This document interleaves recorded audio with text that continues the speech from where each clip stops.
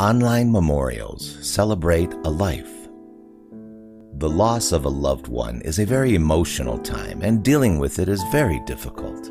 Normally, people create an obituary and have it published in their local or national newspaper to give notice of a loved one's passing away. This traditional way can be quite expensive and temporary, lasting only a few days. The internet today has made it very inexpensive to create an online memorial and has become very popular. The main reason online memorials have become so popular is because, like your memory, they are everlasting.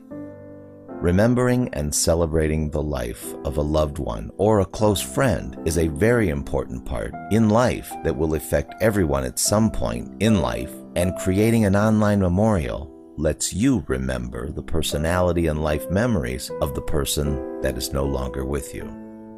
You can create an online memorial website, share life stories, photos, and share the memory with family and friends anywhere. Find out more at stillpeace.com.